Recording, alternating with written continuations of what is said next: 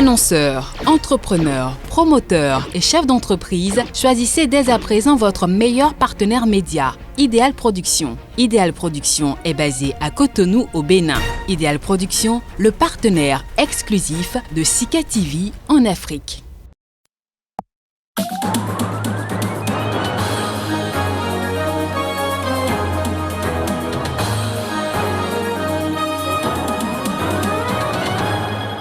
Au sommaire de cette édition, le mouvement du 5 juin à l'origine de la contestation qui a débouché sur le renversement d'Ibeka a appelé à manifester le 4 juin prochain.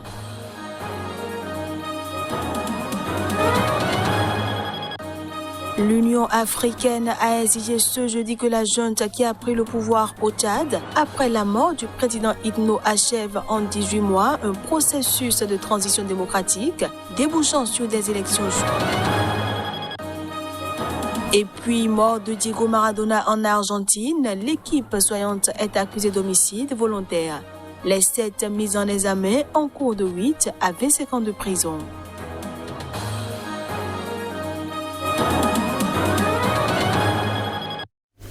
Voilà pour les titres. Bienvenue à tous. On démarre cette édition par le Mali où le collectif ayant animé en 2020 la contestation qui devait déboucher sur le renversement du pouvoir civil du président Ibrahim Boubacar Keïta a appelé ce jeudi à manifester le 4 juin prochain. Cet appel intervient dans une nouvelle période d'incertitude politique. Le mouvement du 5 juin, à l'origine de la contestation qui a débouché sur le renversement d'Ibrahim Boubacar Keïta, a appelé à manifester le 4 juin prochain. Cet appel intervient alors que le Mali est sans gouvernement. Les crispations politiques vont de pair avec une mobilisation sociale à l'appel de la principale organisation syndicale qui a lancé lundi une grève de 4 jours et a brandi la menace d'un mouvement illimité. Confronté à une contestation grandissante, le Premier ministre Mokhtar Ouane a présenté la démission de son gouvernement la semaine passée pour être immédiatement reconduit par le président de transition Ban Dow, qui l'a chargé de former un gouvernement d'ouverture. Mokhtar Ouane a indiqué sur les réseaux sociaux ce mercredi soir avoir achevé ses consultations avec la classe politique et les forces vives. Son message ne dit rien des militaires qui occupaient les postes clés du gouvernement démissionnaire. La place qui leur sera faite est la grande inconnue. Ce sont les militaires qui, après des mois de contestation orchestrés par le mouvement du 5 juin, avaient renversé Ibrahim Boubacar Keïta, dit Ibeka, c'était le 18 août 2020. Ils ont installé des autorités de transition qu'ils continuent de dominer tout en s'engageant à rendre le pouvoir à des civils élus sous 18 mois. L'Union pour la République et la démocratie, l'URD, principal parti de la coalition, s'est dite prête à participer au gouvernement. Ibrahima Ikassa Maïga, un des responsables du M5, a assuré que l'appel à manifester visait à commémorer la contestation d'il y a un an et à prier pour ceux qui avaient été tués dans le mouvement.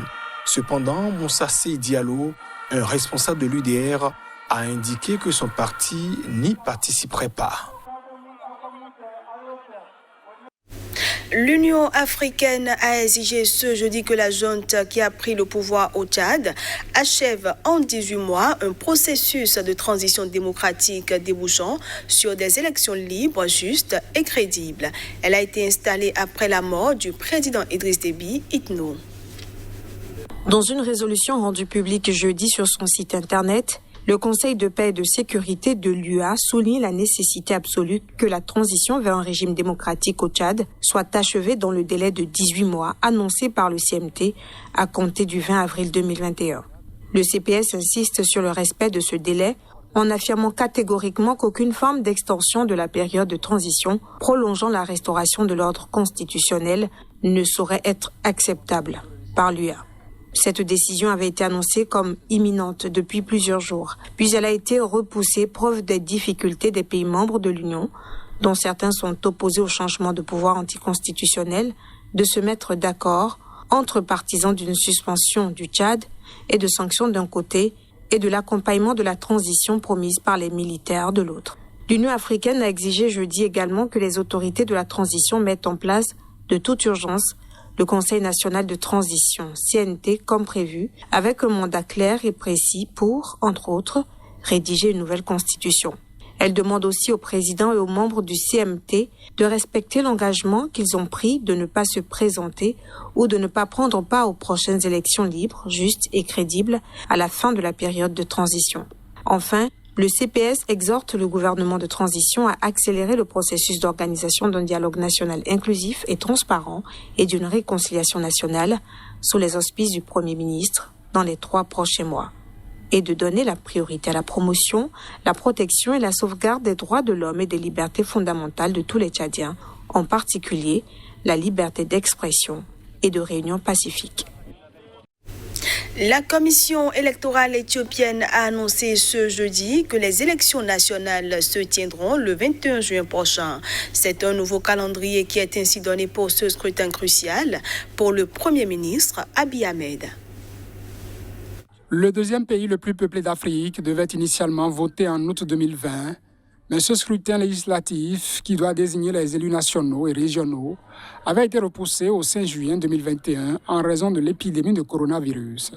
Samedi, la commission électorale a annoncé un nouveau report du vote en raison d'obstacles logistiques sans fixer immédiatement de nouvelles dates.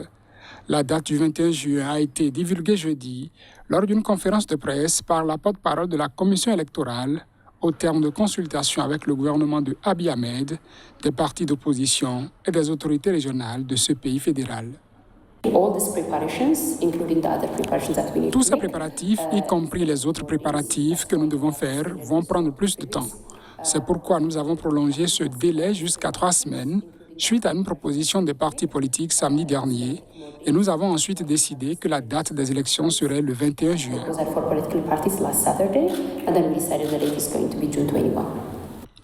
À sa nomination au pouvoir en 2018, Abiy Ahmed avait promis d'organiser les élections les plus démocratiques que l'Éthiopie ait jamais connues. Mais le chef de l'exécutif, prix Nobel de la paix 2019, et à qui ce scrutin doit conférer l'onction populaire qui lui fait défaut, est à présent confronté à une série de crises profondes et meurtrières.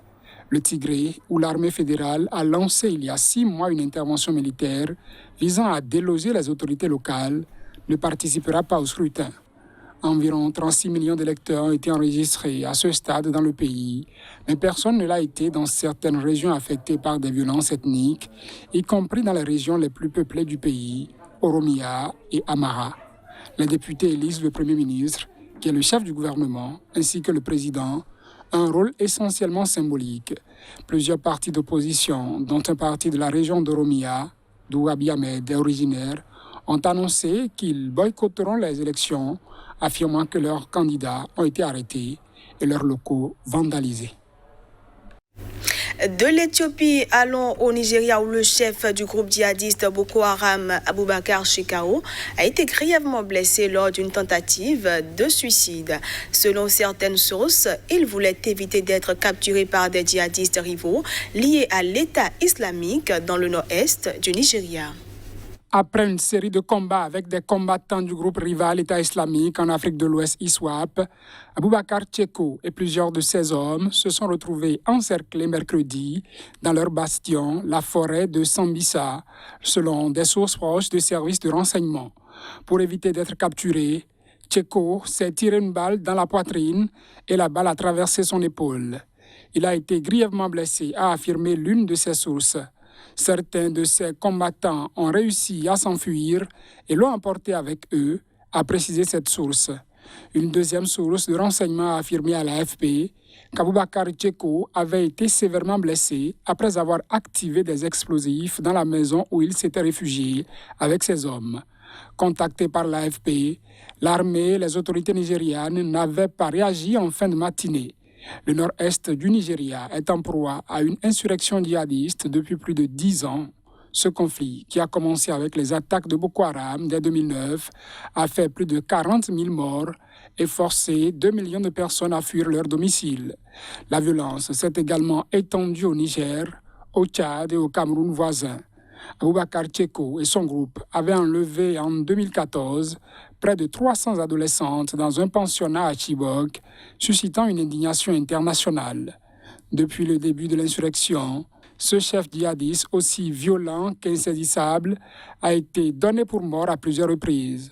En 2016, Le groupe s'est scindé en deux avec d'un côté la faction historique dirigée par Aboubakar Tcheko qui contrôle la région autour de la forêt de Sambisa et de l'autre l'ISWAP, reconnu par l'organisation État islamique, dont le bastion se trouve autour du lac Tchad.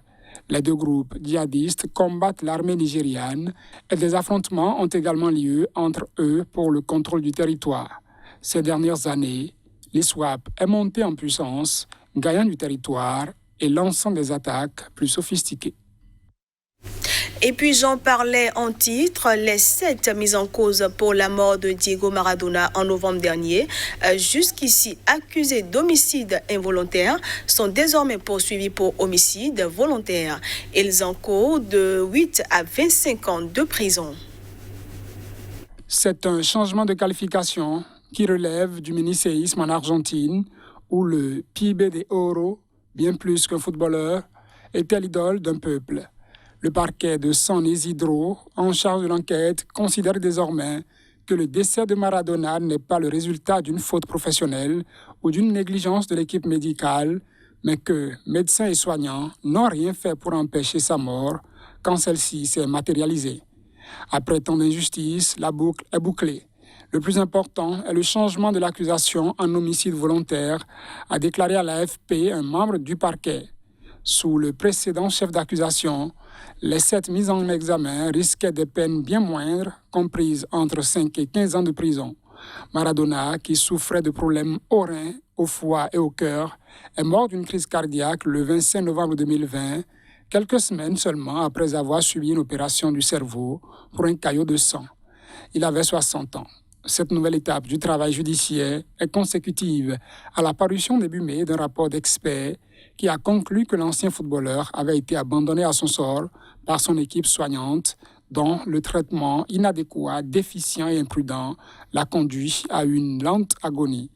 Les signes de danger, de mort qu'il présentait ont été ignorés, estimés encore les 20 experts dont les médecins légistes qui ont pratiqué l'autopsie et des spécialistes de diverses disciplines médicales et les soins infirmiers prodigués sont entachés de déficiences et d'irrégularités. L'ancien champion du monde aurait eu de meilleures chances de survie s'il avait été hospitalisé dans un centre de soins approprié et polyvalent, avait-il encore affirmé. Ainsi s'achève cette édition. Merci à tous de l'avoir suivi. L'information continue sur Sika TV.